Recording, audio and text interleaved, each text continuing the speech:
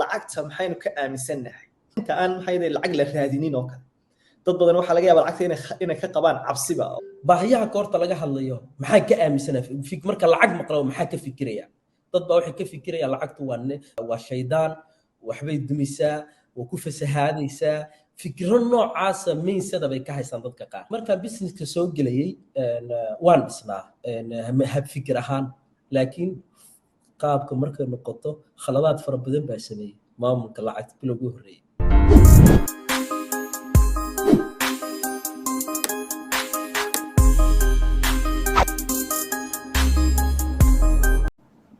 السلام عليكم soo dhawaada dhamaantiin ku soo dhawaada maan kobciye podcast runtii aan ugu talagalay inay bulshadu ka helaan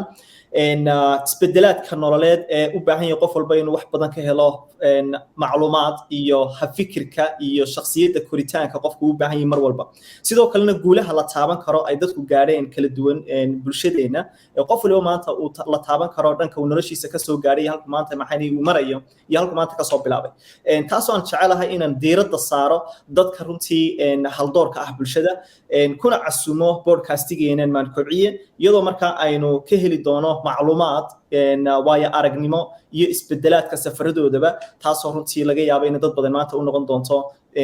maxay hagihii noloshooda ay maanta u mari lahaayeen waana waxyaalaha runtii aan tabayno ee aan bulsho ahaan u baahanahay fikirkaana waxaan rajaynayaa inuu noqon doono mid maanta dad badan ka faa'iideystaan maanta haddaba waxaa ila jooga oo marti ah Ustaad Ahmed Darwish oo runtii ka mid ah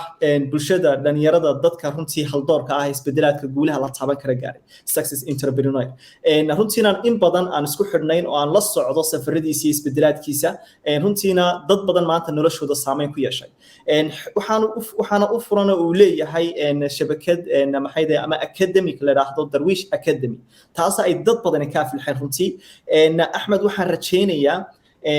maanta inaynu inaguna sida aynu rabno aynu wax badan ka baran doono nolosheena safaradeena ama qof walba maanta isaguna doonayo sidoo maanta u heli lahaa isbedelka guuleed oo la taaban karo noloshiisa Ahmed haddaba waa kuma xaqu ka soo bilaabay safarkiisa nololeed halkuu maanta yacniga jooga in yaroo hordhaca ayaan doonaya Ahmed inaan maxay ku soo dhaweeyo soo dhaw Ahmed aad baa maasanta walaal qaali allah ku sharfo oo ku dhawahay fikradan quruxda badan ee aad waxa weeye seeskeeda aad dhigtay ood hal abuurtay inaad bulshada value ku kordhisid guul baan ku rajeynaya barnaamijkan inuu guuleysto aad baan u dhawahay farxad bayna ii tahay inaan qayb ka ahay dadka waxa weeye aad ku casuntay oo maanta baan waxa weeye rabo inaan anna bulshada wixii dhankayga aan ku gudbiyo insha Allah si ay wax uga faa'iidaan wixii ii shaqeeyay absolute طبعا waataanu ka rajaynayno maxay aan maantana dadka ugu soo casumay ku soo xushay aad kamid tahay Ahmed markaa bal soo dhawow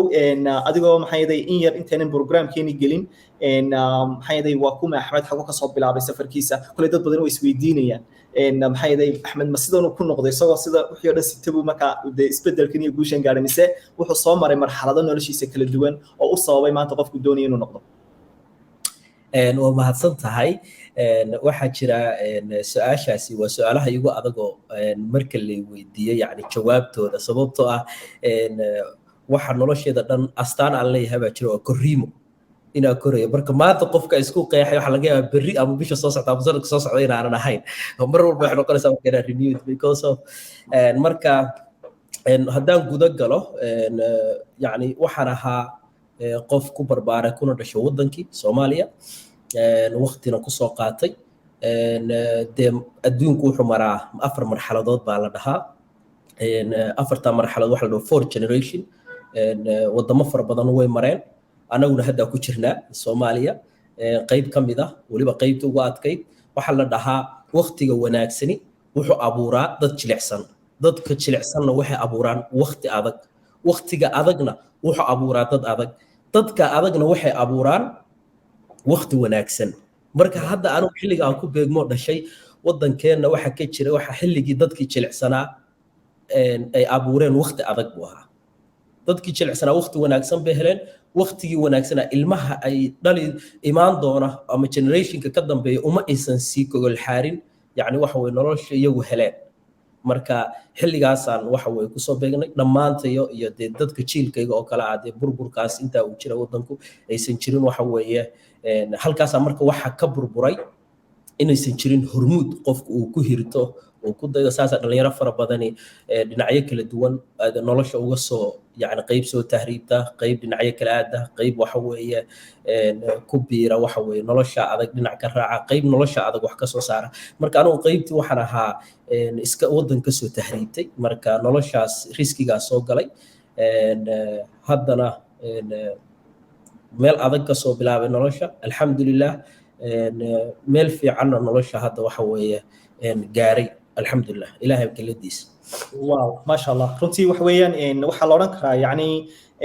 bilowga qofku noloshiisa markuu qurbaha soo geliyo iyo halkuu yacniga rajadiisa markuu doonayo in maanta wax bedelo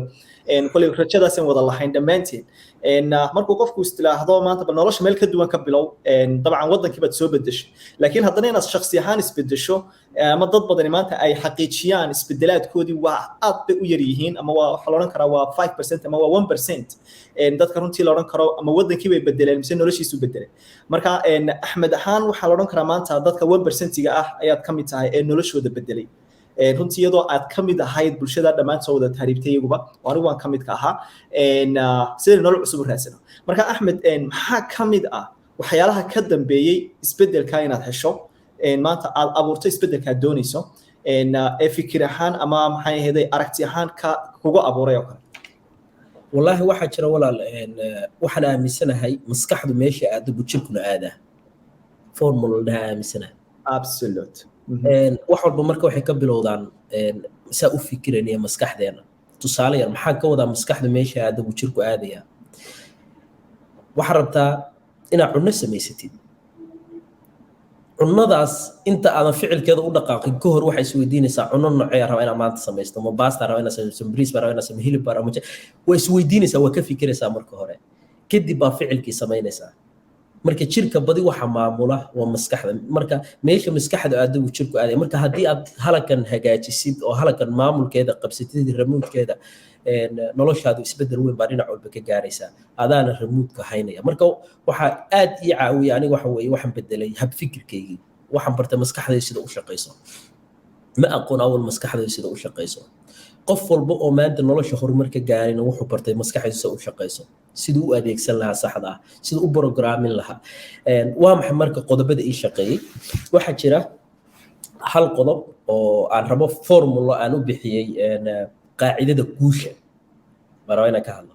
ereyga ugu horreeya soo qaadanayana waxa weeye rabitaan inuu jiro desire buuggan waa buuggan ujeedasi u jacdadmay waa akhriskiisa buugga waan haystaa wuu jeexmay waxa weeye meel walba qalin baa kaga yaala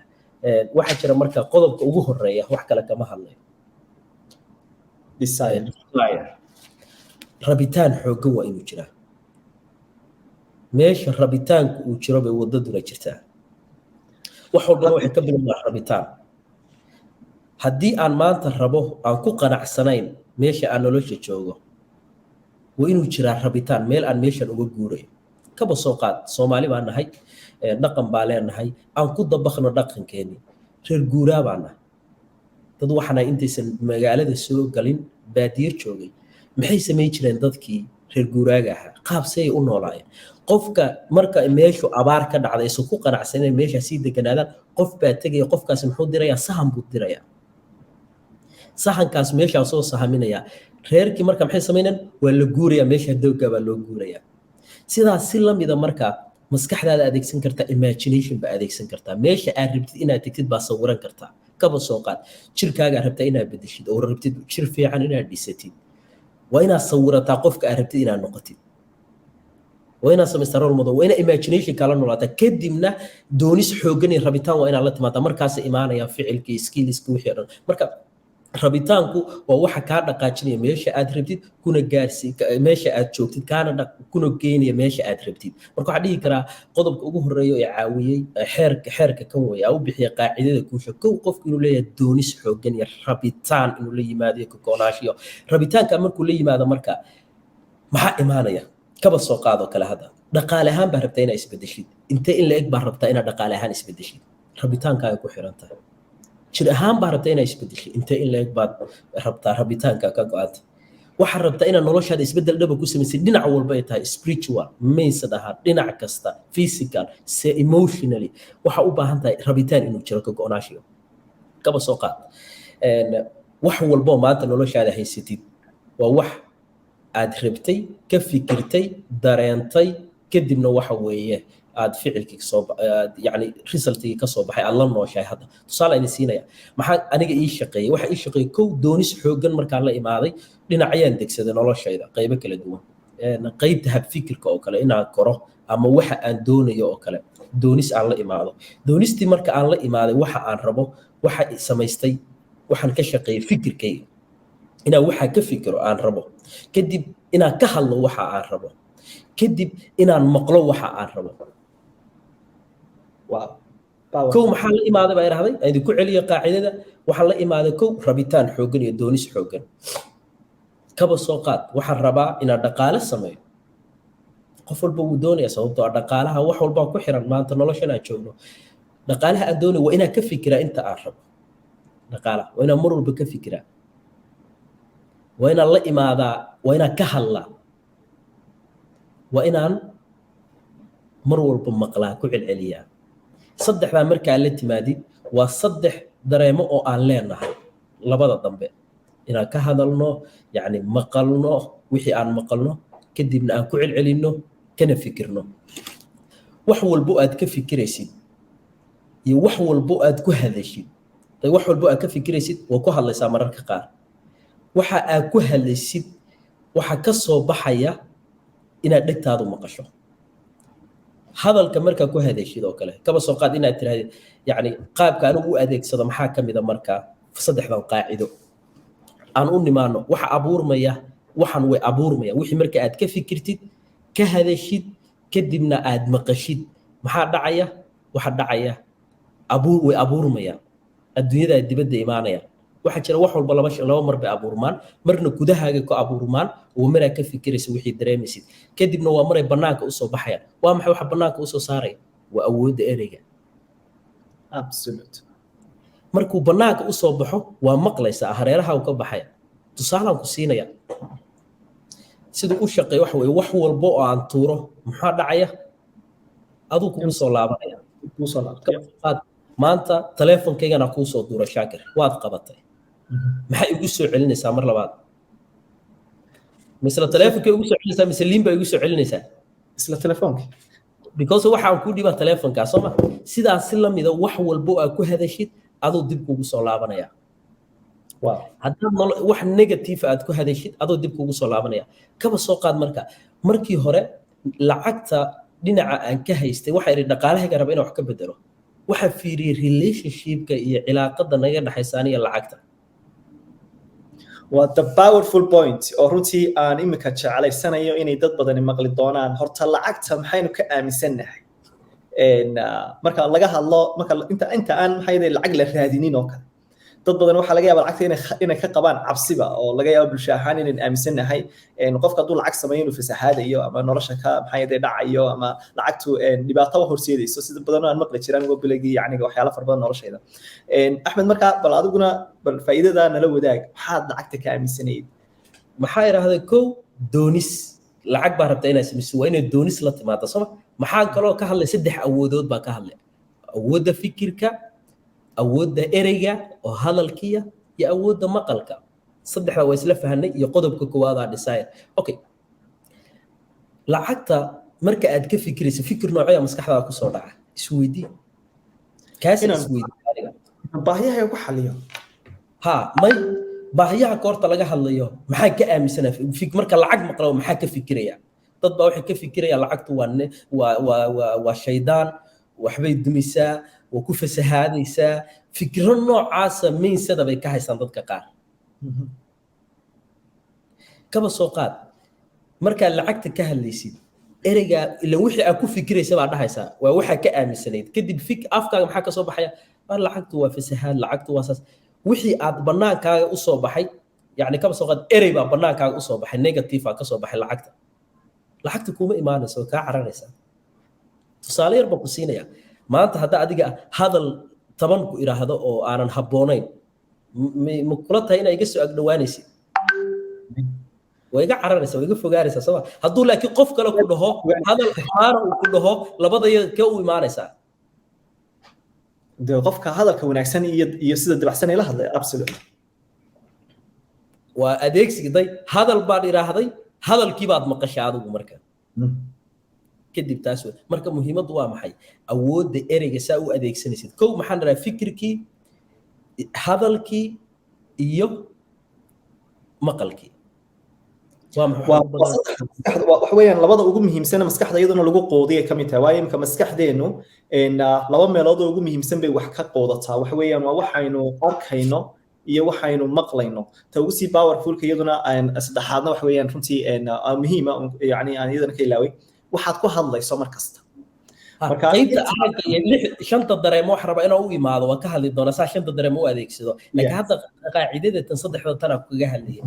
waxa xasuusataa qaacida aan idila soo wadaagay baa jiro iraahday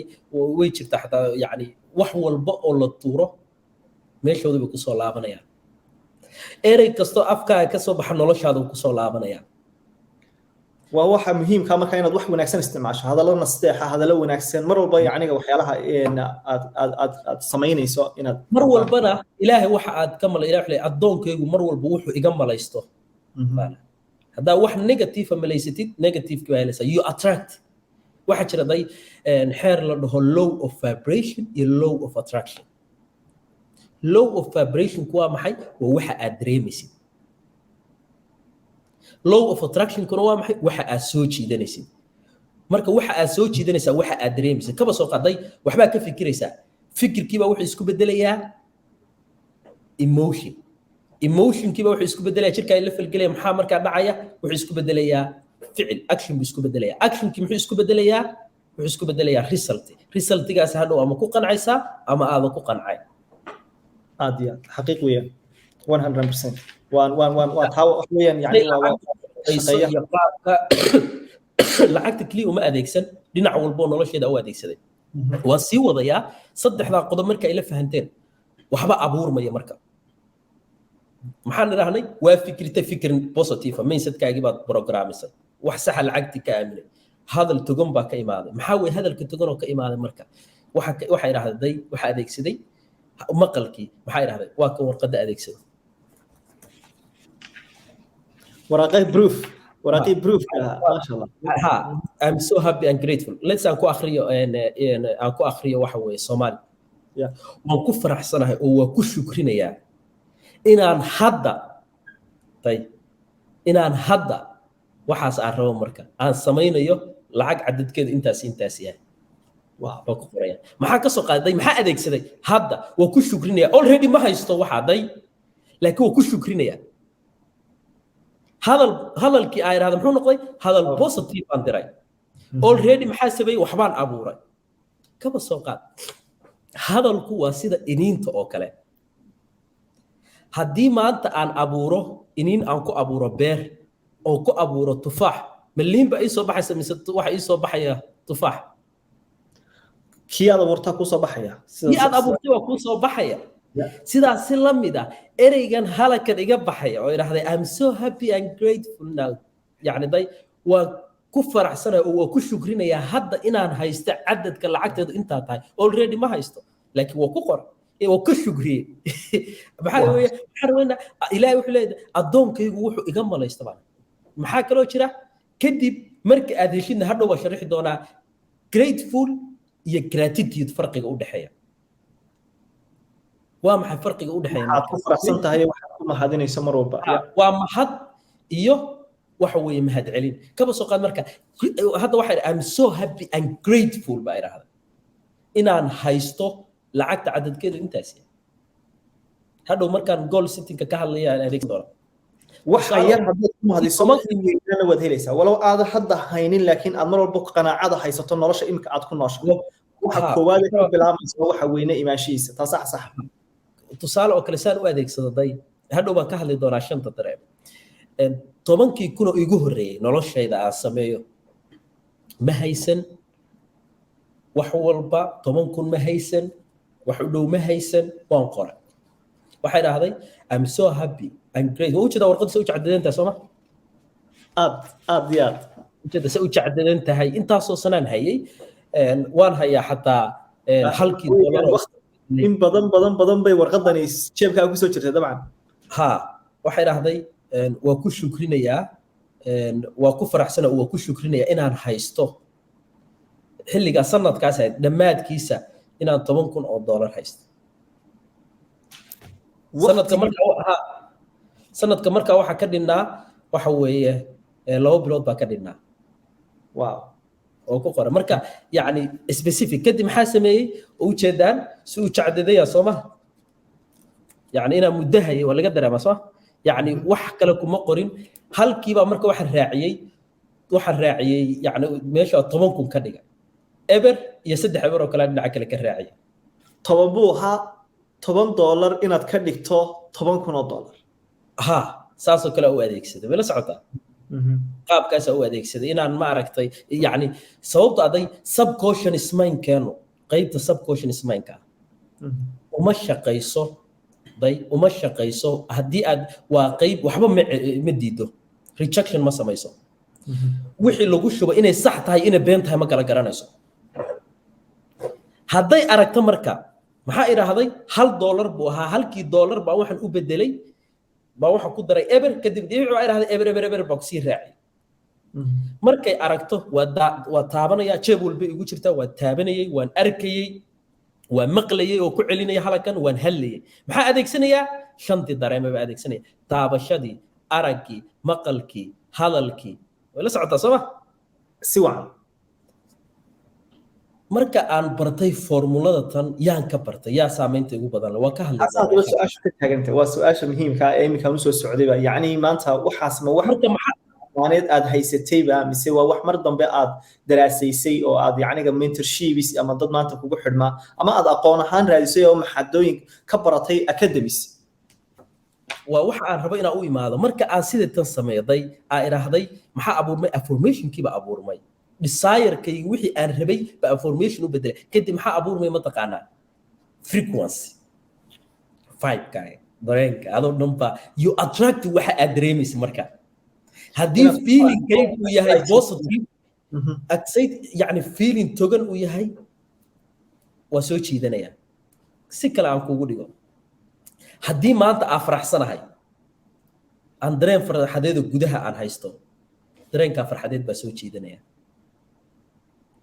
5K you attract marka waxa aad dareemaysid waa waxa la yiraahdo waxaad maalintaada ku bilaabato ayay kugu bilaamaysaa maalinkaaga yacni haasaad grateful maalintaa ugu tahay inaad bilowga maalintaadii oo kale ayaa waxay keeni doontaa maalintaada farxadeed inay soo jiidato iyadana maalin qurux badan oo wixii lamid ah aad maalintaa tiraado maalin qurux badan bay tahay maalin wanaagsan waan caafimaad qabaa am happy wixii lamid ah marka waa xaqiiq iyaduna taasi aan runtii wax badan ka arkay marka waxaan sharaxayay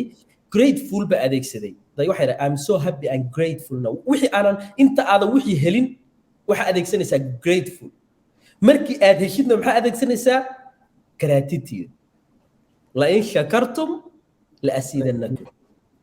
marka ilaahay ku shukrisid uu ku siyaadinaya wixii marka aan helay uu ku shukriyay yaa uu ku siyaadinaya marka waxaan waa kown rabbaaniya ilaahayna quraankiisa ku sheegay waa qaacidooyin hadduu qofku adeegsado iimaankiisa uu waxa way dhiso kadibna uu waxa way guul fiican ka gaaray marka waa formulo qofkii adeegsadana uu shaqeynayso marka waxaan dhihi karaa qaybta financialka iyo mindsetkayga iyo waxa ugu bedelay oo dhan waxa weeye waxaan bartay sida maskaxda u shaqeynayso waxaad su'aasha si hadaa u imaadana macalinka sababta waxaa la dhihi jiray Bob Proctor macalinkaagu wow Bob Proctor yes macalinkaas ninka amba in badan baan ku xidhnaa runtii maxay yahay aan arday ka ahaa sidoo kalena life babno la kulmay Bob Proctor yes insha Allah waa nasiib badan tahay hadda wuu geeriyooday wuxuu geeriyooday February buu geeriyooday bishii 2 sanadka kan imagine dhowr iyo 80 buu ku geeriyooday intaas oo dhan dad buu wax barayay waxa weeye soo saaray millionaireska ugu badan buu soo saaray wow badan dhaqaalaha fikirkooda wax ka bedelay mentorship-kaagii ugu muhiimsanaa buu kamid ahaa yacniga Bob Proctor aad ku dayin jirtay waxaa toos ii tababaray 6 bilood toos ii tababaray yacni waa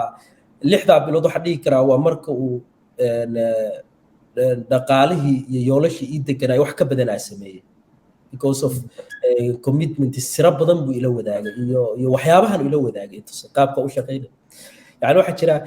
marar aan dhageysan jiray xataa ku seexan jiray anoo dhageysanay affirmationkiisa I'm so happy I'm grateful hada يعني meel socda wax walba u dabaxa wax walba oo doonaya noloshayda baa ku xiran يعني marka loo yimaado imika tusaale ahaan oo kale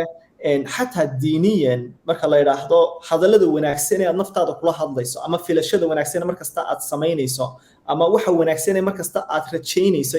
inaad hesho ama hesho yani waa wax muhiim ah oo imika la oran karo yani حتى دينيا bay muhiim u tahay dadku inay u fahmaan oo ah yani inaan ahayn wax personal development ama dad kala qalaad ay sameynayaan oo ay tahay yaniga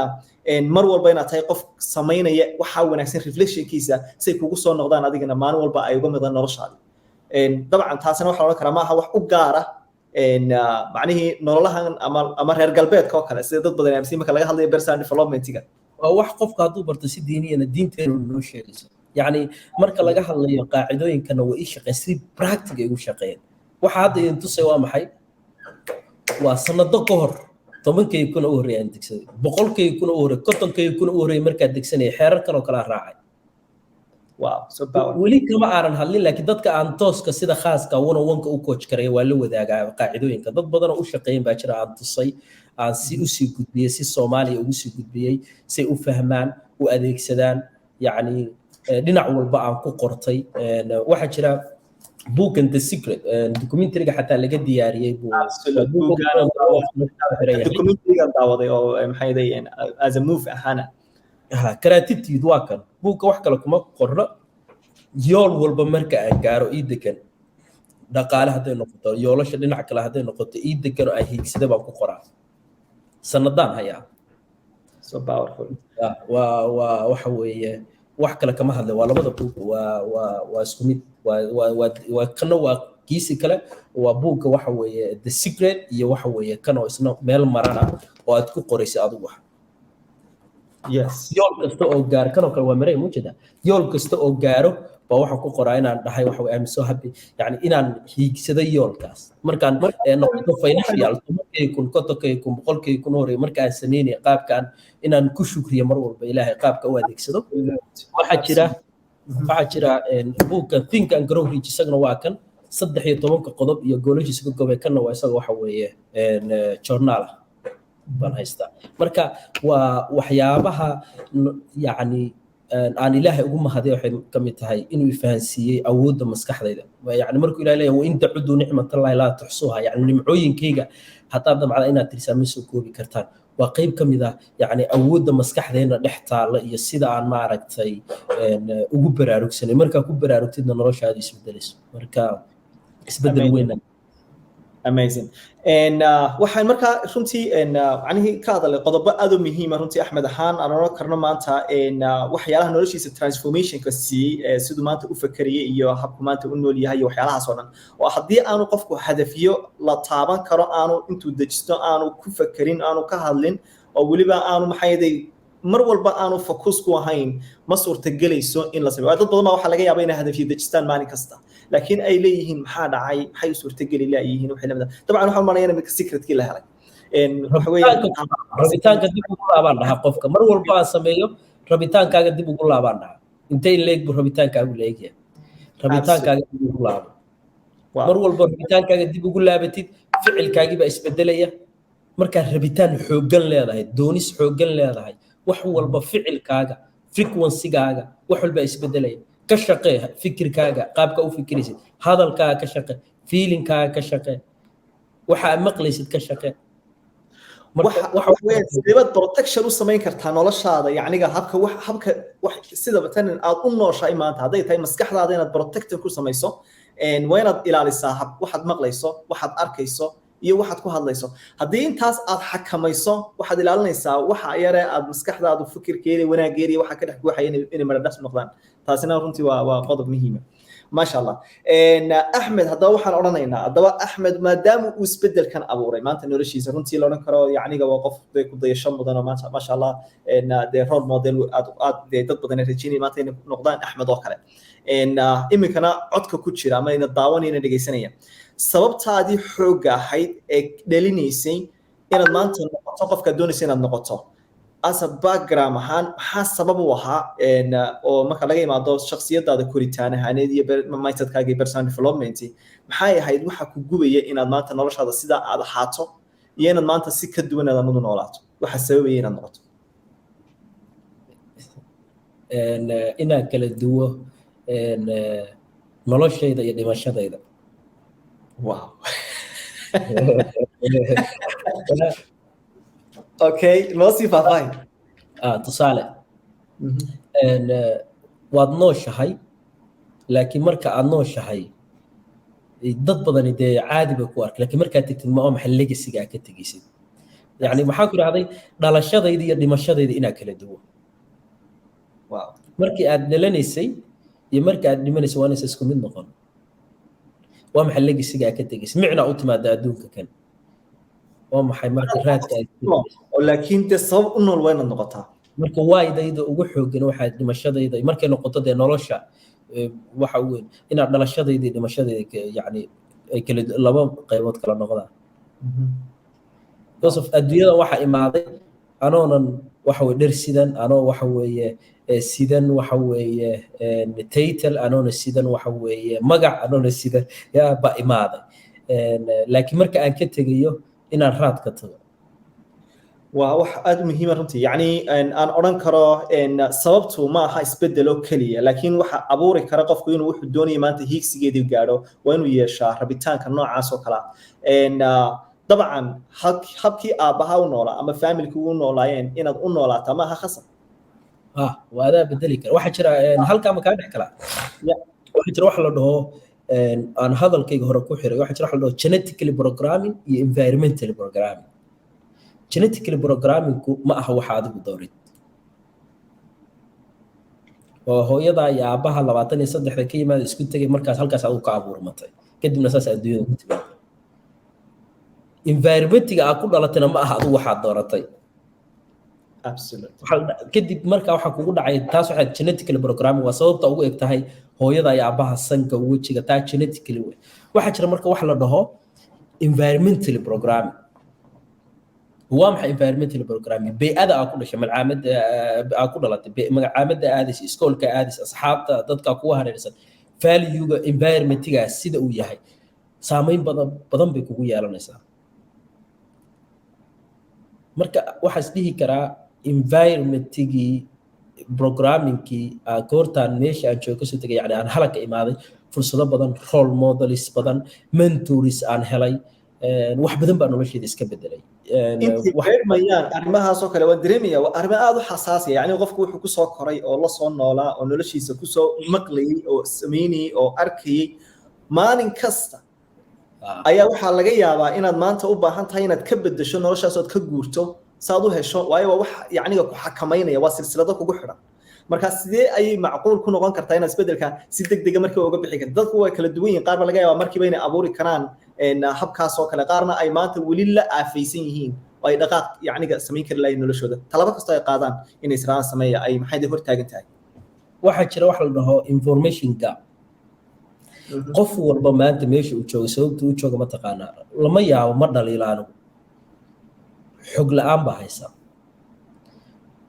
xogtan ma aanan hayn aniga sanado ka hor laakiin markaan hela ii shaqaysa nolosheeda dhinacyo badan ka bedeshay marka waxaan dhihi karaa qofku maanta meesha uu joogo sababta uu joogo waxa weeye waa xog la-aan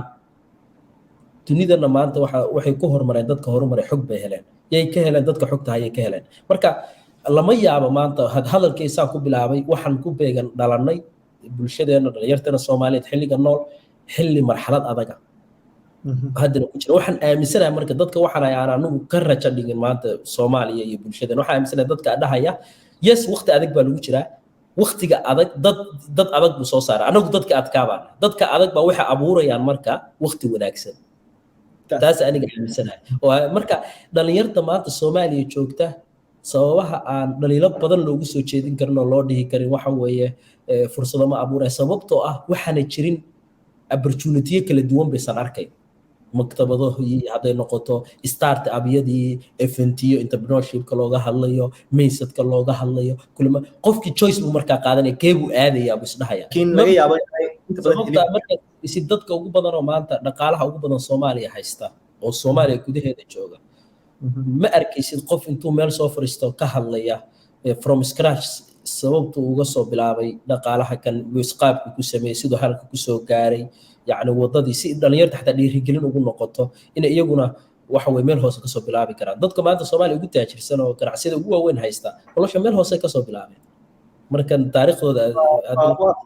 intay meel soo fariistaan kama hadlayaan marka waxaan dhihi karaa waxa haya bulshadii role models dad qudwa xastaday ku hiigsadaan oo ku daynaan si qofka u hiiga yani hormuud u noqdo haday noqoto dhinacii sportska haday noqoto dhinacii waxa weeye hab fikirka haday noqoto dhinacii ganacsiga haday noqoto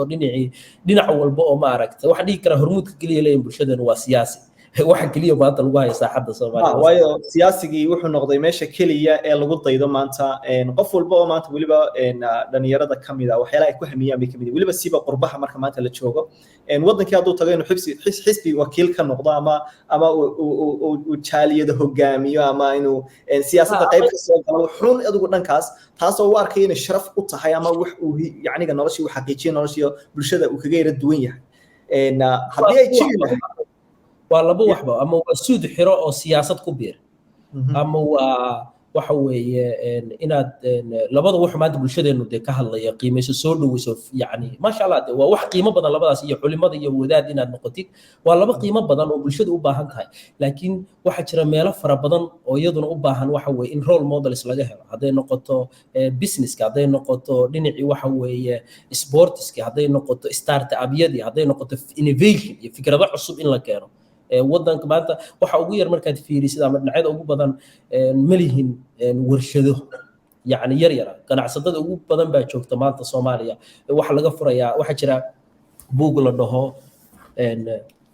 Blue Ocean iyo Red Ocean strategy buu ka hadlayaa buugka kale maanta business-kan dhan waxa yaala waa Red Ocean buugga marka akhriso dhan Soomaaliya iga soo horbaxaysa iyo Afrika wax isku wada eg meherada isku wada eg hoteelo isku wada eg cunadu meheradana hayso cunada kale meherad kale haysa hoteelka kan mid ku hayo qaabkiyo kale way waxay ku kala duwan yihiin ma jiro hal abuur ganacsi kulligood waa isku wada egyihiin that's why marka waxa la dhahaa Red Ocean-ka kalluun fara badan baa ku jira kalluun uu ku jira laakiin kalluumaysato badan baa jooga marka fursadu way ku yartahay laakiin dhinaca Blue Ocean-ka waxa la dhahaa kalluun badan baa yaala laakiin kalluumaysato badan baa joogta waa xagee marka Blue Ocean-ka waa meesha dunidu u socoto oo reer ah fikrad cusub imo oo reer ah maanta aan ka jirin wadankii hal abuur la imo waxaan oo lin seeba u soo gudbin kartaa waxa la dhahaa entrepreneurship qofka ganacsadaha waa qofka dhib arka isku day dhibta inuu xalliyo entrepreneurship hadaba imika aynu doonayno inaynu in badan maxay yahay horta runtii dadku ay fahmaan ama maxay yahay ganacsi guuleysta mar walba ganacsiga guuleysta ama ganacsi yacniga ku dayasho lagu sameeyo cid kale lagaga daydaa waxa wadankii ka socday dadku ay markaa sameynayaan mise waa inaad keentaa fikrad cusub oo markaa baahi muhiimad ka jirto meeshii aad u baahan tahay inaad dabasho sida uu shaqeynayo bal entrepreneurship-kana la wadaaga walaal waxyaabaha jira waxa weeye horta yaa soo saara hal abuur dad la yaa soo saara waa inay isweydiinaan ma jiraan maanta wadankeena ma ka jiraan meelo hal abuurka soo saara iska daa wax kale xirfadaha laguma barta xataa iskoolaadka wadamada yurub xataa xirfadaha lagu baranayaa harqaankii iyo baa lagu baranaya ma jiro qof walba wuxuu rabaa ama inuu engineer noqdo ama inuu siyaasad barto ama inuu xafiis ka shaqeeyo because of systemka iskoolaadka baa saa u dhisan laakiin haddii yani la abuuri lahaa kulamo waaweyn oo lagaga sheekeynayo waxa kan waa in qofku waa in dab lagu shidaa qof walba oo maanta fikrad ganacsi curiyey waxbaa daaray ama YouTube-ka muuqaalo uu ka daawaday oo dad luqadiisa ku hadlaya la wadaageen ama kulan uu xaadiray uu tagay ama xog uu helay information marka waxa dhihi karayaa sababta aan u weyno gudaha wadankeena dhalinyaro fara badan oo entrepreneurship hal abuur inay ka soo baxaan waxa weeye waxa ka jira waxa weeye manipulation oo dadkii dhaqaalaha ugu badan haystay baa iyagu controlkii dhan gacanta haya nidaamna ma jiro ka weecinaya ma jiraan startup-yo kulamo waaweyn oo la iskugu yimaado ma jiraan oo dhalinyartii waxa weeye xog lagu siinayo dadkii khibrada ahaa ay siinayaan talo si ay information u siiyaan oo steps ugu bilaabi karaan waxa la dhahaa meesha aad joogtid waxa ugu yaro haysatid wax ku bilo taa ma aaminsanin anagu marka qofka Soomaaliga wuxuu rabaa inuu wax weyn wax ku bilaabo marka waxa mar walba jecel yahay in la garab galo oo la taakuleeyo haddii aan taas aanu helinna aanay waxba soconayn anigu waxa dhahaa ma taqaana wax kale ma dhaho miiska wax la imo baa dhahaa miiska marka wax la timaadid value baad ku soo biirinaysaa mar walbana Jim Rohn baa wuxuu dhahaa suuqa waxaad keentaa wax qiimo leh value markuu qofku ku arko inaad adigu isdhistid waxaan ka hadlayaa marka su'aasha ay weydiiso ah why baan u weynay dad hal abuur leh hal abuurnimadu goormay timaadaa walaal markuu qofku dhisan yahay maan ahaan fikir ahaan aragti ahaan shakhsi ahaan foundationka ugu badan oo business ku taagan yahay waa qofku inuu dhisay ganacsiga dhisay inta aadan ganacsi dhisin adigu isdhis inta aadan ganacsi dhisin adigu isdhis 3 sano ugu horeysa businessadana way burburaan you know why because of dadkii waxaan dhisayay baan dhisnay waayo qofku wuxuu isku dayayaa keliya inuu wax helo inuu wax bixiyo ma rabo waayo ku celiyaa businesskii idea jira adiga aad value-gaad abuurayso absolute yes markaan businesska soo gelayay waan dhisnaa hab fikir ahaan laakiin qaabka markay noqoto khaladaad fara badan baa sameeyay maamulka lacagta bilowgii horreeyay saaxadda soo gelay hadday noqoto yacni lacaga aan siyaabo ku isticmaalaya markaas aan waxa jira waxa u baahan tahay iyo waxaad rabtid marka baahidii iyo rabitaankii baan kala saari jiray waxa soo geliyay waxa iga baxayana inaan isku markay marka dib baa iskugu laabtay koorsooyin fara badan baa qaatay 3 book waxa dhihi karaa waa 3 book oo maanta ina waxa weeye dhaqaalahaygu badbaado koro sababta u aha ilaahay ka soo yani inaan fahmay xeerarkooda waa 3 book wuxuu ka hadlayaa book ugu horeeya Robert Kiyosaki waa guru buu yahay markay noqoto financialka waa ninkaan wax badan xataa bookgiisi kalena waa kan waa cash flow wuxuu ku barayaa lacagta sida uu wareegto iyo qaabkeeda dhan buu ku barayaa uu kugu hagayaa sida waxa weeye u sameyn lahayd waa ninka kala saaray waxyaabaha ma aragtay asset iyo liquidity waxyaabahaas oo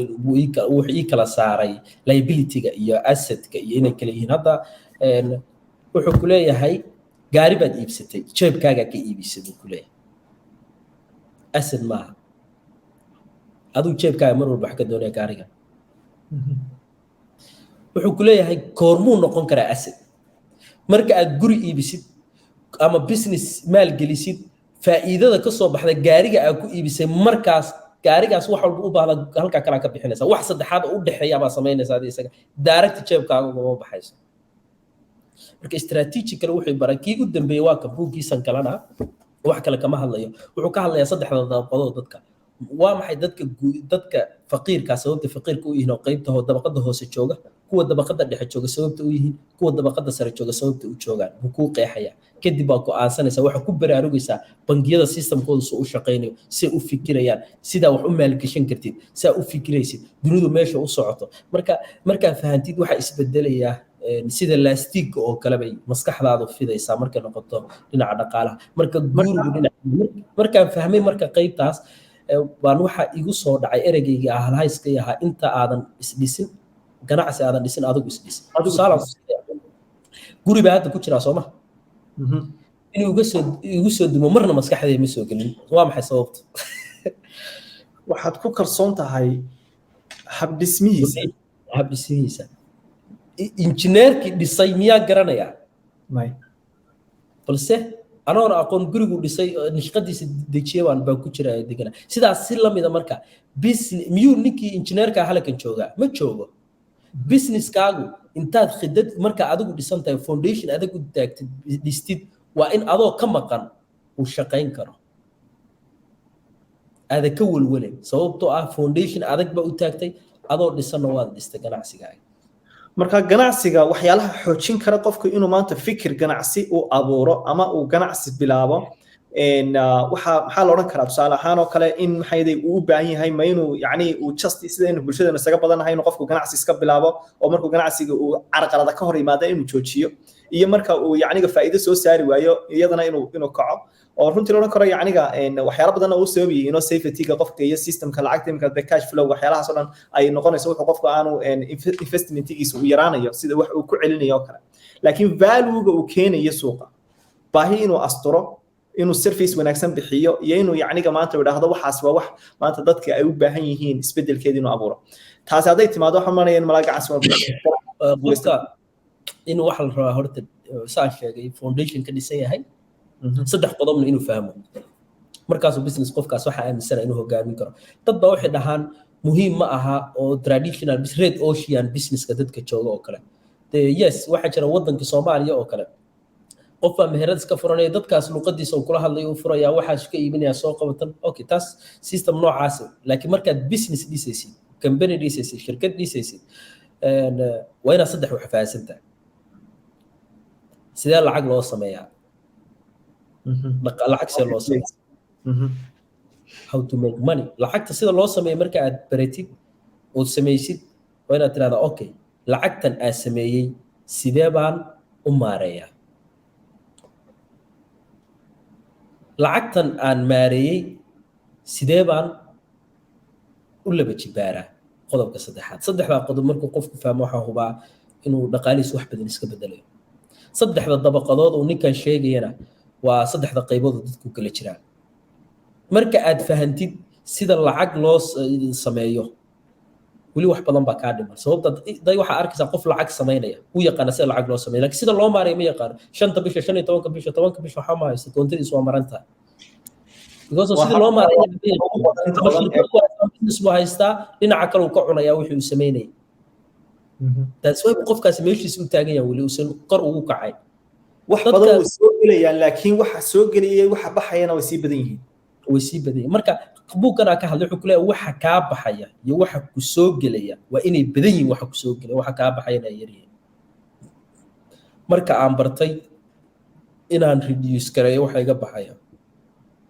markaas yaani baan dareemay fikradahayga iyo waxa dhaqaalahayga inuu waxa way koraya sababta marka qofku uu barto dadka taajiriinta sababta u taajireen waxay barteen lacagta sida loo laba jibaaro muhiim ah yes waa samaysay waa maareysay sidee baa meel fog ku gaari kartaa waa inaad laba jibaartaa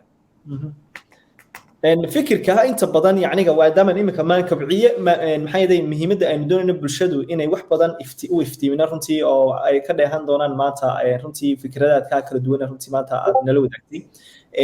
macnaheedu waxaan aaminsanahay wax la dhaahdo nasiib inay dadku maxay dadka wax haystaan nasiib wax ku helo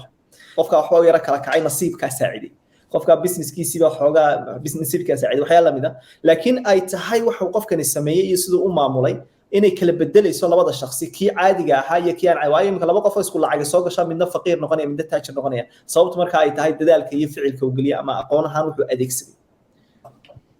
ilaahay quraankiisa wuxuu leeyahay kullu nafsin bima kasabat naf walba waxay leedahay waxay shaqaysato marka taas waxaan dhihi karaa wax walba waxay u baahan yihiin juhdi waxaad waqti gelin ma noqonaysid haddii wax walba nasiib lagu helay dadka dunida jooga dhan baa taajiri lahaa si adag inaad u shaqaysid juhdi la timaadid joogtayn la timaadid ka go'naanshay la timaadid ereyga hore aan ku bilownay rabitaan xooggan inaad la timaadid waxaad doonaysid marka waxaan dhihi karaa wax nasiiba ma jiraan la imo waxa weeye wax cad aad rabtid inaad isbeddel ka samaysid qor dhinacyada aad noloshaada rabtid inaad ka kortid qorshe u dejiso kadibna arag sidii noloshaada isku bedesho wow good point يعني وحويان وقضب مهمة قفكو إنه أجاده باهيه شخصيا أما باهيه كل يتو يمكن دوني إنه وحسمية هرتنا بوان إنه ده أقونتي دي حرفة دي يشوا شخصي طبيعي عيد قراك تكون نفل بوحي شقيسة تلا أو محاول حاجة يسني ساعد المركب قفكو إنه يسوي سويتي ها وين وحاس ده شقيسني سكو عاديين إيو معنيه صاد ما كمان تا أمارين لهايدي صاد ما تا أدوك بعين لهايدي يعني قفكي ما تا أدوني سنة النقطة runtii waxyaalaha aan oran karo waxyaalaha igu haabay kamid ahaayeen challenge-ga bilowgii noloshayda markaan soo sameynayay isbedel inaan abuuro kale i hor taagnaan jiray mar walba yani inaan ka fakaro waxaan doonaya ka fakaro laakiin in badan fakarkaas maskaxdayda ka guuxin jiray balse aanan garanaynin waxaas soo iman lahaa iyo sidii aan ku maradhalna maalinkii laakiin aan la kulmay waxyaalaha abuuri kara isbedelkaan doonayo fursadda waad la kulmi kartaa laakiin shakhsi ahaan ma abuuri kartaa fursadda inay noqoto fursadaadi marka taas ayaduna noqotay challenge-ga hor yaala inaan anigu noqdo qofkan aan doonayo aan ahayn fursadani inay siiso iyadu inaan waxaan doonayo marka taasina waa challenge-yada inta badan naaran karo qofku inuu maanta uu fahmo waxaan dhihi karaa kow horta hal wax qofku inuu isweydiiyo oo dhaho waa maxay yoolkayga qor yoolashaada waa maxay yoolasha 3 yool qor hadda live-kana daawanaysaa soo ma sidii waxaan ku siinayaa marka aad ku gaari lahayd yoolashaada formulada haddaad raacdid oo isbeddel samaysid inta sanadkan ka dhiman iyo sanadka soo socdaba isbeddel baad dareemi doontaa 3 qaybood baan dul istaagi doonaa marka kow qaybta koowaad korriimo shakhsiyadeed saa u kori lahayd hab fikir mindsetkaaga yani u kori lahayd jirkaaga emotionkaaga dhinac kasta spiritualkaaga qaybtaas waa korriimo qaybaheeda kala duwan kadib waxaa qorta dhaqaale ahaan qodobka labaad sidii aa u kori lahayd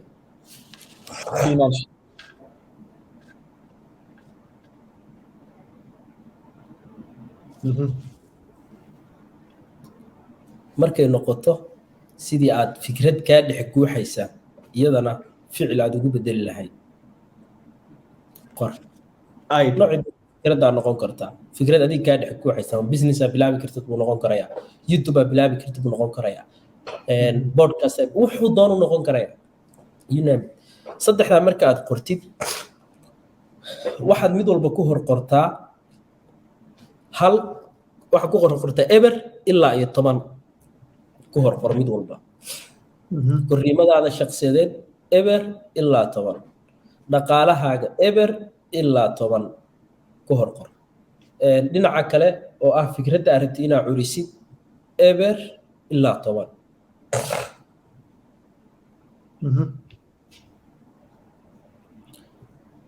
hadda marka waxay is weydiisaa korriimadaada shakhsiyadeed eber ilaa 10 midkee baad joogtaa mid calaamada nambarka aad joogtid daacad cidna kuuma jeedo adiga naftaada keliyaa tihiin qor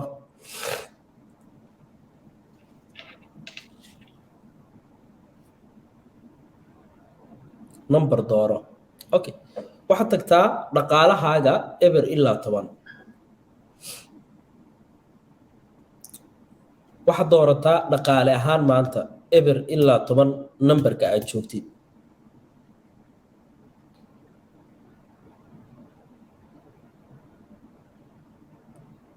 oo min qiyaas okay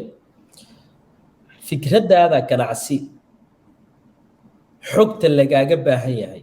hadday noqoto dhaqaale hadday noqoto aqoon hadday noqoto waxa weeye communication iyo dad tayale inay u baahan tahay kuu xiran oo fikradda next level kula gaarsiiya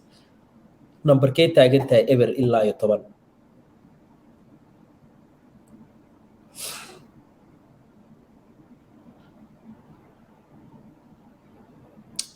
waxaan ku siinayaa marka mid walba haddii aad 5 ka hooseysid waxa u baahan tahay improvement korriima u baahan tahay haddaa numberka 5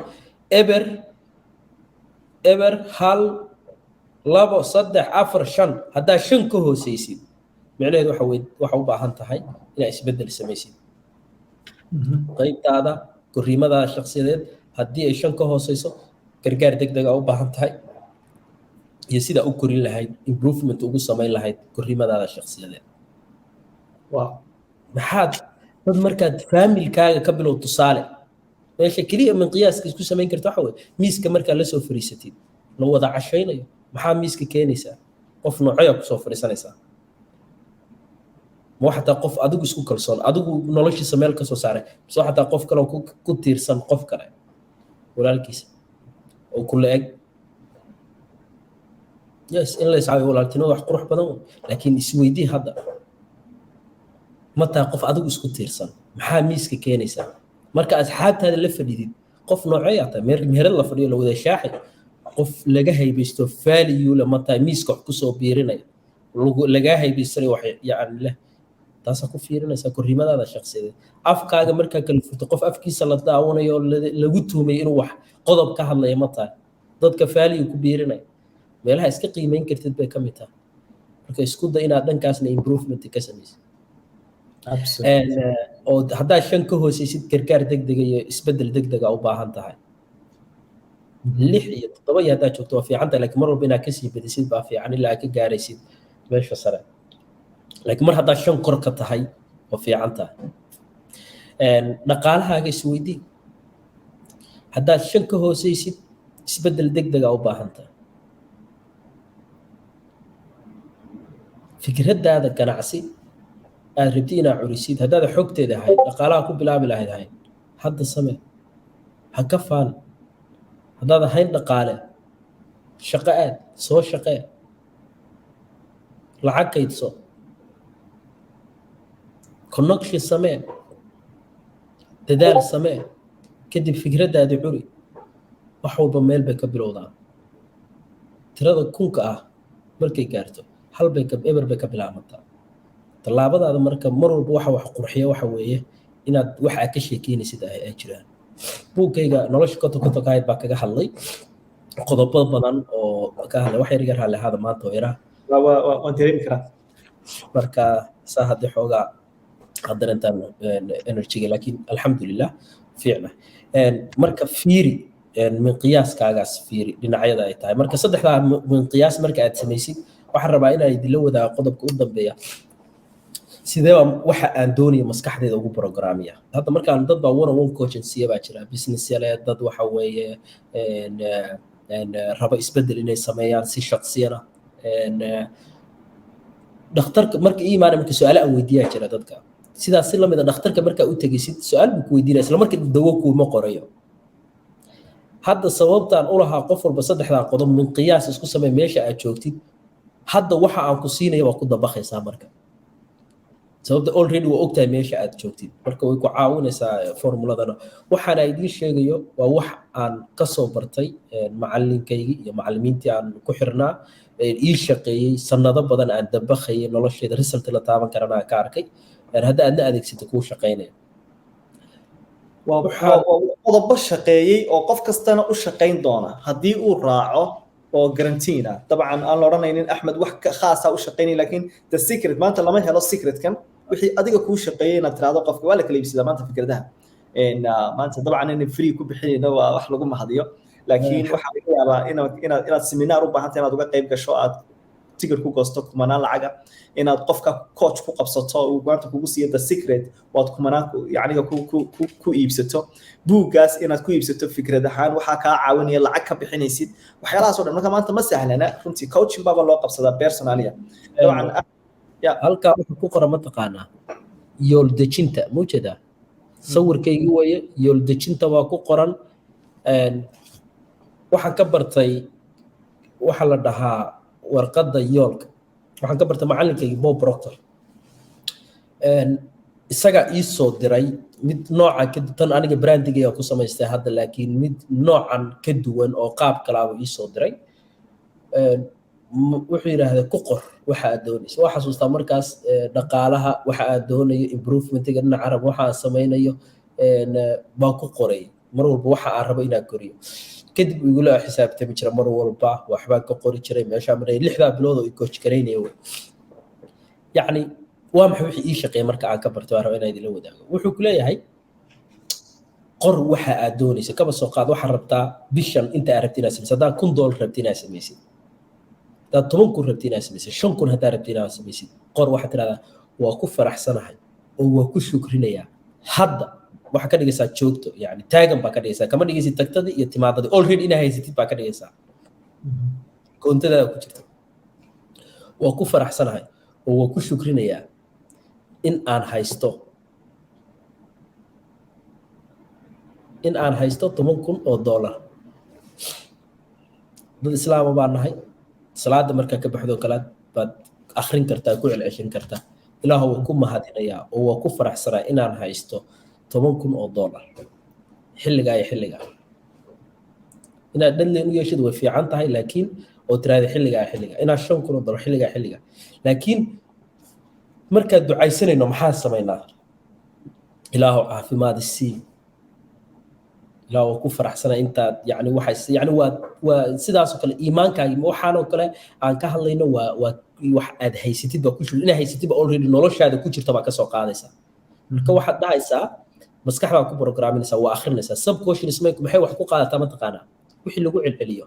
faataxada hadda mararka qaar ina ka fikir oo akhri dusha ka akhrinay arkaysa sababta uu ku celcelitaanka ku celcelinay sababta uu xifdisanayaan uu ilaawo way islaada ku jiraan qaar badan baan joogin ba fikirkoodii meel kale ka fikiraya laakiin faataxada uu akhriyay ma khaldayo waa inuu khaldayn yes Bob Proctor markuu ka sheekeeyay wuxuu ku leeyahay musqusha markaa ku jiro gaariga markaa saaran oo traffic light qabanayo muuqaal kaga sheekeynaya jiro 15 minutes wuxuu ku leeyahay waana ku celceliya I'm so happy and grateful not that yani ku celcelinay riyooyin fara badan uu lahaa oo na tusay baa jira oo ka sheekeynaya hadaa muuqaaladiisa tagtaan oo u rumoobay isagoo adeegsanaya affirmationka kan awoodda ereyga ogow ereyga aad tiraahdid dib buu kugu soo laabanaya ama ha tabnaado ama ha tognaado isku day marka ereyga aad adeegsanaysa inuu noqdo mid positive adoo adeegsanaya marka maxaa ka wadaa maxay kaa caawinayaan programmingka kan maskaxdeenna waa sida GPS-ka oo kale maxaa ka wadaa waa sida GPS-ka oo kale maanta guri baa rabtaa shaakir oo kala raba inaan soo booqdo waa inuu adresskiisa ii soo diraa adresskiisaan gelinayaa marka toos baa wuxuu ii geenayaa gurigiisa ka waran guri kale haddaan geliyo adresskaaga aan ahayn miyaa ku imaanaya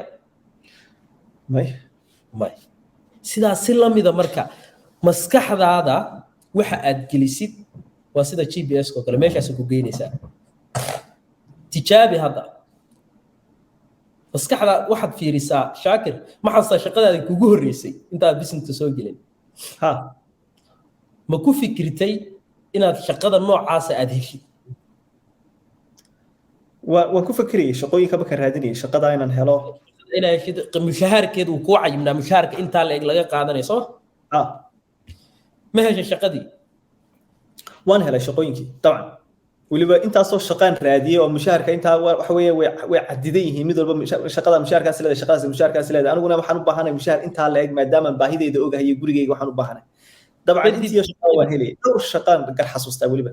ma sida u samaysay intaa qortay aad raadinaysay la kulmaysay ficilkii samaynaysa soo ma you know why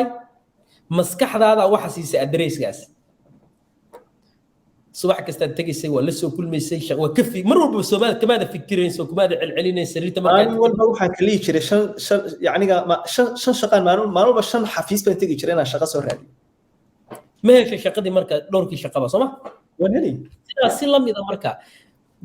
adresska aad u siisay marka aad businesskaaga bilaabaysay soo misna aad ka tegaysay soo wax ka weyn maskaxdaada kuma aad programming salary-ga aad qaadanaysay mid ka badan marka inaan shaqada ka tegayay business ahaan aan uga tago salary ka badan yacni iga soo gelaya that's the point history-ga ka mid tahay waana samaysay that's waxa laga hadlayo marka maskaxdaada haddii aad ku programmisid maanta aad ku programmiyo inaan $100 helayo sida uu shaakir ugu programmi shaqadiisa why not aad u siin kari laadahay adresskaas haddaad 10,000 adresskaas siisid oo ku geynaysaa maskaxda ma kala taqaano waan xasuustaa waan hayaa buugii 50,000 doonaysid haddaad 100,000 doonaysid meeshaas ku geynaysaa why not waxaas adeegsanay ha 10,000 kuna wareey markaas sameeyay 50,000 kuna wareey 100,000 waxaan aan idin la wadaagay waa formula saa u adeegsanaad qor marka samee waxa tiri I'm so happy and grateful no that inaan sameeynayo bla bla bla lacagta intaan leh kadib ku celceli markaas saxanaysa information arag laakiin waa maxay wadadii waa ina haysaa lacagta ku sameyn lahayd ma wax iskaga ka imaanay waa ina wadadii haysaa marka anu yoolasho qoranay wada businesskayga ku jiray waxayga sameynay juhdi baa la imaanay waqti baan gelinay qof meel u socdaan ahaa rabitaan xoogan baa ugu jiray ku soco shaakir sorry absolute qodobkaagaasaan xoojinaya yacni affirmation ahaan oo kale qofku inuu wuxuu programyo ay macquul tahay mar walba inuu heli karo marka lagu daro ficilkii iyo dadaalkeedii tusaale ahaan waxaa xasuustaa mushaharka lacagta ay soo gelaysay aad bay u yarayd kadib waxaan ka fekeray lacagta marka waxaan qiimeeyey waxay hareera yaalla lacaga badan ba waxaan diraya hadday noqoto biilan hadday noqoto guriga kiradiisa hadday noqoto xaas iyo family cusub ay ugu soo biiray wax la iga baahan yahay noloshii markaa shakhsi ku noolaa mid ka badan baa markaa isoo hor istaagtay marka midaas aan ku noolaa waa inaan ka gudbaa markaa oo nolol ka duwan meeshii ay timaadaa si aan yacni aan baahiyihii u daboolo deetana waxaan qortay wax allaaliya wixii igu baxayay ee markaa necessary-ga ahaa ama basic-ga ah deetana waxaan ku daray intii markaan qoray waxay ka badatay intaasi lacagta mushaharka ay soo gashaa baahiyahay baa batay deetana waxaan haddana ku daray fakahaysi maxaan usii baahanay maaha baahidu inay isku fadhido keliya وين بحنا هاي وح كسي ديري أو إكسترا يعني موجودة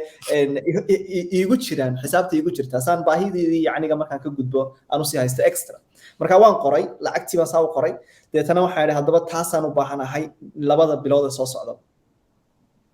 ومركا كتير يش شغال يدي عن بيزنس كي بلابي lacagtii baaba qortay ba exactly وان قري إكزاكتلي بوك بنا يستايقو قرنتها مركا طبعا اسلا لبا بلود كبعد ولو ما اورن كره بيل كبعدي با لعقته انتي ان قري والله انا نبي شيغين انتي ان قري ايا اي سو بخداي او بشي كلا انكم كيغي نقطay cajiib waa adresskaasi si maskaxdaadii absolute marka adiga ku wata waa adresskaasi tusaale caadi nool baa tahay ya salano yar baa xasuusta formuladan aan barayay wuxuu yiraahdaa macquul ma hadda ma taqaan intuu leeyahay macquul ma 5,000 bay ahay bishii inuu sameeyo macquul ma buu yiraahdaa just tijaabi waa yiraahdaa waa laga yaabaa inaysan bisha noqon aada sameyn bisha kale aada sameyn laakiin waa samayn doontaa tijaabi formulada raac xeerarka raac adreesku maskaxdiisa siiyey buu geysay dee ka badan buu sameeyaa hadda ما شاء الله سو اميزنج marka waxa weeye waa maxay يعني it's all about waa mindset waxa jira dadku marka waxay sameystaan waxa la dhaho self imposed limitation iyaga xuduud nafeed sameystaa dadku waxay sameysanayaan qofkii xuduud nafeed buu abuuranayaa uusan ka baxayn halkaas ku qancaya isla fikirka markuu qofku ka fakarayo wixii uu doonayo baahidiisa inta badan carqaladaha jira inta badan hor istaaga fikirka marka imika baahidaadii lacageed ka fakaraysaa horumarka shakhsiyadeed iyo noloshan inaad ka yara baxdo dadana waxa maskaxdaada u socodsa macquul ma markaad بلوغتو أترادا معقول ما هبا وحيمانيسا إناد يعنيغا آد وحي أي كايستاغان با marka waxyaalaha ugu badan dadka horista ay kamid yihiin inta badan fikir ahaan oo kale marka kusoo dhacdo baxay baahidooda ay doonayaan iyana marka wixii markuu eegarado wallahi ma macquul ma marka taas waxa meesha in laga saaro waa macquul saad ugu bedelay marka anu hadda talada waxa dhigala dhaqaalaha rabtiina doonaysid qeex raadi wadadii wad helaysaa waan hubada saa ku celcelisid subaxii markaa soo toosaysid habeenkii mar walba jaanisaysid warqada jeebka kugu jirto ku celceli akhri waa intaasoo warqadood u jeedaa say noqdeen yani u jacdadmeen lugor bay yeesheen meel walba igu jiraan waa akhrinaya waa arkaya waa taabanaya juhdi baan markaas gelinaya wixii dhan marka dhinacaas waa dhinacaas aan rabo inaan la wadaago waxa caawinaya waxyaabaha marka aan dhihi karo aniga way caawiyeen weliga waxaan dhahaa qofka ha ku dhegin inaad hal meel kaliya xog ka heshid nolosheenu ka soo gali karaa dhinacyo kala duwan bay ka kooban tahay dhaqaale ka kooban tahay dadla dhaqan bay ka kooban tahay iimaaniyaad bay ka kooban tahay ruuxaaniyaad waxay ka kooban tahay ilaahay inaad ku xidhaad waxay ka kooban tahay hab fikir waxay ka kooban tahay dhinacyo kala duwan hogaamin dad baa hogaaminsa dhinacyo kala duwan waa inaad isku baalansi garan karto business baa dhisaysaa businesskaasaa next level u gaarsiin lahayd marka waxaa jira aniga waxyaaba i caawiyey baa jira waa maxay wixii i caawiyey dhaqaalaha markay noqoto iyo sida loo maarayo loo maamulo saddexdan buug iyo ninkan ay caawiyo xataa akademiyadiisa galay ninkan waa Robert Kiyosaki waa nin cajiib ah xog badan ka bartay qaybta saddexdiisa buugna hore idin la wadaagan aad buu active u yahay ninka story aad buu cajiib u tahay markay hogaaminta iyo leadershipka noqoto John Maxwell baa jecelahay ninka kan buugtiisa wuxuu ka hadlay sida ka guuleysta u fikiraan sida waxa weeye dadka waxa weeye guuleystay wuxuu hogaamiyaan formulooyin badan buu kaga hadlayaa markay noqoto buugga kan hab fikirkiisa qofku inuu waxa weeye wax badan ka barto think and grow rich buugga kan iyo journalkiisa waan haystaa hadduu rabo qofku inuu sameeyo isagoo shaqadiisa ku jira inuu fikrad ganacsi bilaabo oo yar waa buug caawinaya isagana oo in kula talinayo hadduu rabo qofku inuu yani ka fikiro imaginationkiisa iyo yani habit fiican dhisto waxa weeye dhinaca teamwork dhinacyaabo kala duwan buu buugkani ka hadlayaa The 7 Habits of Highly Effective People waa buug tayo la weeye waa idin kula talinayaa ma aha buugta inaad akhrisaan keliya waa inaad dabakhdid wuxuu ka hadlayaa buugkan wuxuu ku leeyahay meesha u dambaysa ka bilow waxyaabaha hadday aan dhalashadayda iyo dhimashadaydu inay kala duwanaataan rabaa buugkani qodob ka mid uu ka hadlayaa wuxuu ku leeyahay sawiro adigoo dhintay buu ku leeyahay qabrigaa dad ka dul hadlaya maxaa jeclaan lahaa in lagaa sheego saasa u fikiray waa isu weydiiyey maxaa jeclaan lahaa in laga sheego waa inaa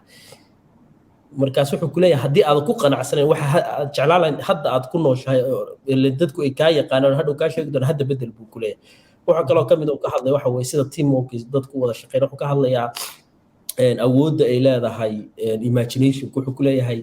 ka bilow meesha u dambaysa kadib soo laabo shaqee marka waa buug tayo leh todobada caadi leeyahay dadka waxtarka leh dhinaca markay noqoto 10x ninka formuladiisa aan jeclahay 10x aad uga hadlaya rule waxa weeye dhinaca walba nolosha loo adeegsan karo sida yani u adeegsan lahay 10x automajibaar leh xaalahaaga hadday noqoto dhinac kasta aad waxaad samaynaysid marka waa very waxa weeye important inaad akhrisid ninkan oo kale network marketing Eric Worre waa number 1 ka yahay number 1 Eric Worre markay noqoto network marketing business ka sida next level loo gaarsiiyo shirkado waaweyn oo caalamka ah buu sameeyay waa nin cajiib ah buugan wuxuu ka hadlayaa haddii aad yani company dhisay sidoo kale sida customer ku heli lahayd ama fikrad ganacsi leedahay oo kale oo istaraatiijiyado badan buu ku siinayaa kanoo kale wuxuu ka hadlayaa sida team building ku ka hadlayaa building the waxa weeye empire sida team u dhisi lahayd iyo waxyaabo fara badan shakhsiyaadka dadka dhinacyadooda kala duwan dadka yani behaviorkooda si u fikirayaan qaabka u kala duwan yihiin dadku sida ula dhaqmi lahayd wax badan buu ka hadlayaa waxaan kusoo koobayaa marka intaas buugtu hadday dadkiina Swedish wax ku akhriya buugkan oo kale waa mol buugkan baa la dhahaa waa buug muhiim ah isaguna buugga kale ugu cajiibsan oo kusoo gabagabeynaya waa The Magic of Thinking Big wax kale xataa kama hadlayo wuxuu ka hadlayaa qodobo aad u fara badan oo ka hadlaya sidii aad guul sirta dhan oo guusha ka dambaysa sida wax lacag badan u sameyn lahayd sida waxa weeye wax badan oo dadku caawin lahayd waa buug aad cajiib ah dhinac kastana uu ka dhisaya dhinac kasta qaabka dadka loo dhaqmay sida dadka u salaamay sida dadka u fiirinaysa waxyaabo fara badan buu ka hadlaya isagoo xataa dhageysi baa jira YouTube ku jira free buugtan oo dhan iyagoo PDF yaaba heli kartaan hadiinan awoodin oo meel ka baxsan aad Europe joogtaan iyo America iyo meelaha laga helo fursado ka jiraan oo address-ka lagu soo dirayo inta waxa ugu soo koobi kara waxa weeye in dhinacyo kala duwan qofku wax ka akhriyo ina ka yani hadda waxa jira dad aniga iyo role model hadda waxay ku dhagan yihiin qolkayga xataa ku dhagan yihiin hadda telefoonkaga jira waa in tusi lahaa laakiin computer baa kaga jira dad waxa jira aan ku daydo aan arko oo igu hareeraysan oo waxa kamid ah dad dhinac hadday noqoto spiritual hadday noqoto dhinac leadership nimo hadday noqoto dhinac aan waxyaabo badan kaga daydo public speaker sida looga hadlo hadday noqoto trainingka hadday noqoto investmentiga hadday dhinacyo kala duwan waxyaabaha ah xisay value-ga ila dad aan kaga daydo dhinaca walba oo mar walba aan arko aan dareemo in dadkaas mar uun waxa weeye dhinacooda aan fariisto marka insha Allah idinkana waxaan rajayn doonaa muuqaalkan in wax badan idinka caawin doono xogaha raadisiyo marka uu saada ku soo wareejinaya hadii wax su'aal ah ما شاء الله أبتا وحويان سوى نكسن أياد رنتي نولو وداكتي معلومات كي أقوم مهم سنة أما الدحدي أو رنا أنت وحنا كلا وح حري متشران إن قفل يوم أنت وحو ده كده حقو حيسيد ما أنت سنوه اللي لها نسبة لك نلاش ودونية وأنا صارت نطور من برنامج كينا من كبعية iyo inaan ku soo casuulno yacni dadka maanta ustaad Axmed uu kamid yahay iyo kuwa badan oo maanta iyaguna ku soo jiri doona ku soo jira maxay day listiga oo aanan maxay day idinka sii hor dhacayn laakiin aan soo wado insha Allah dadka waliba ugu waaweyn ee maxay day munaasabsan runtii maanta in wax badan aad ka maqli doontaan waana waxyaanaha aan doonayno dadku iyo u baahan maqlaan waayo waa boska aan doonayno buuxino maadaama mar walba ay jiraan dad far badan oo kale ama ha noqoto idaacado ama ha noqoto YouTube iyo social media dhan walba inay aad inoogu furan yihiin wax badan oo laga yaabo 99% inaanay ahayn waxa saameynta aan u baahanayn in ugu yeeshaan oo dabcan imika sida uu ka hadlayay affirmation ahaan Axmed Darwish maxay waxa maskaxdaada marba ku soo noqnoqdo waxaad dhageysanayso iyo dadka kugu hareeraysan iyo cidda daawanayso iyo waxaad ku hadlayso yacni waa reflection ka maanta abuurayo qofka tahay noloshaad ku nooshahay negative kana maanta inugu badan ta marka aan rabno in maanta aan fikrad ahaan aan leeyahay waa waxa ugu muhiimsan baahideedan arkayno asamaan kobcin ahaan team aan maanta rajaynayno inay qayb ka qaadan doonaan inay timaado broadcastiyo ama YouTube ama social media lagu xidhmo dad maanta hal abuurka isbedelka iyo guulaha nolosha ama mindset ahaan oo kale saameyn kugu yeelan kara habka maanta noloshaada u arkayso kuna mudan inaad runtii dhageysato waayo marka la leeyahay qofka maanta yuu ku xidhmaya baahidaada adigay kugu xidhan tahay haddaan maanta doonayo inaan horsocodkayga iyo isbedelkayga waxaan u baahnay inaan ku xidho dadka runtii horsocodka isbedelka samaynaya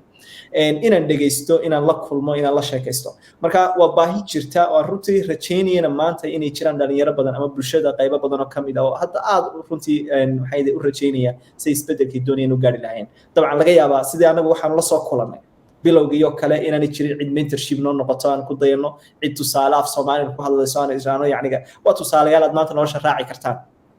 laakiin maanta inay tii jiri karto ilan waxaan soo marnay inay maanta dhacdo ma rabno oo dabcan cid kalena ay sidii oo kale ku sii jiraan laakiin inay maanta dhacdo oo meel xitaa ay kaga hirtaan ama ay kala socdaan ugu yaraan inay helaan marka aad baan uga mahad celinaya Axmed Darwish inuu maanta nala qaatay runtii barnaamijkeena qaybta ugu muhiimsanayd oo ah success entrepreneur sidee buu qofku u noqon karaa maxay yahay shakhsi guuleysta runtii haday noqoto fikirkiisa haday noqoto koritaankiisa shakhsiyadeed iyo waxyaalo badan oo runtii secret tips oo badan oo ina si iyo buugta akhrisanayo iyo dadku ku xidhmayo marka hadaa tahay qof wax akhrista طبعا buugtan oo kale aad bay ku anfici doontaa hadaa tahay qof wax dhageystanay isagoo audio ama iyagoo audio ah baad dhageysan kartaa anigu waxa kamid ahay dadka inta badan loo xisaabiyo dadka wax dhageysta aad baan dhageysiga u badiyaa marka labadaba waa labada maskaxda lagu qoodiyo oo runtii ah waxaad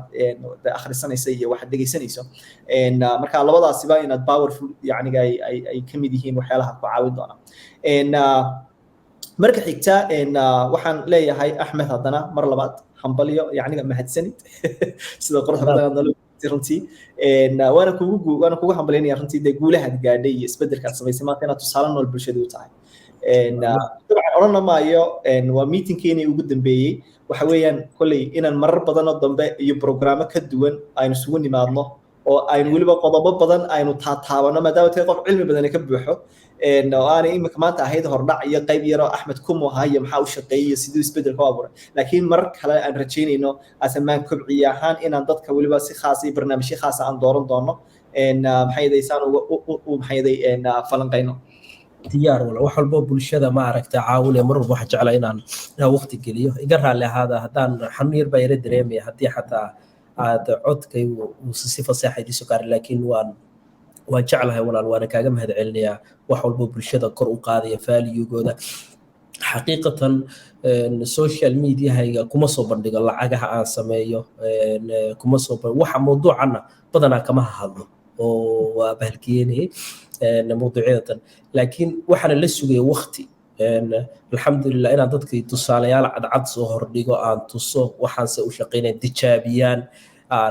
dad aan baray formulada tan ay u shaqeysay horkeeno marka waa wax result iyo waxaan jeclaa mar walba bulshada wax value inaan ku kordhiyo ugu yaraana dhibtaydana aan ka ilaashado inaan wax ku kordhiyo aan jeclaa qof walba bulshada wax ku kordhinaya oo waxa weeye yiraahda kaala igala qayb qaadana waa jeclaa inaan kala qayb qaato diyaar baa wahay walaal anytime waxa weeye dad isku dhowna waa nahay asxaaba wax badan ka wada shaqeeya yani waa diyaar baa wahay waana waxaan ahay all in ya waa halayska ما شاء الله مولين اميزنج يعني waxay runtii aad u qoran salaamaya waana ku faraxsan waxaan rajayn doonaa inaad wax badan ka faa'iidi doontaan wixii su'aalo aad qabtaan oo dhan ustaadka u soo gudbinaysaan insha Allah waa mawduucyo kale aan ka soo diyaarin doonaa haddii aan yiraahdo hadaad qaybaha aad ka hesheen oo xasaasiga ah kale baa sii faahfaahin karnaa sii furfuri karnaa marka الله يدي شرفه الله كشرفه أستاذ أدينا وكاجا مهد علني هوش وناكسن وأنا أوجهي وحوين باصوت دا وحوين وصوت أنا وحوي تذكره يسقى أباهن إلا وريست حتى يصير شاكر وحب بدن كبر حدا لفت جيسه بركة الله كشرفه ولا القالب يقولي صدقه وحتى قصده يدي رجلس وأوجه مدة إسكو حرنين سبدونه وأولا صعدا سامين تادي يددال كاجا الله كشرفه bulshadana kaalin muhiim ah ugu jirtaa walaal qaali guuleyso dhamaantiin ba aad ma santahay Axmed Allah ku sharfa adigana marka ma sha Allah intaas ku soo gabagabayn doonaa waxa weeyaan waa barnaamijkeena waa podcastgeeni man kobciye oo runtii aan doonayo inuu noqon doono waxyaalaha ugu badan ee maanta ay bulshadu dhageystaan ama meelaha ay kala socon doonaan success maxay stories entrepreneurship dhan walba hadii la ka dhigo intaas oo iskaga tagi doonaa waxaan idin leenahay maalinta haydii wacnaato guuleysta dhamaantiin السلام عليكم ورحمة الله وبركاته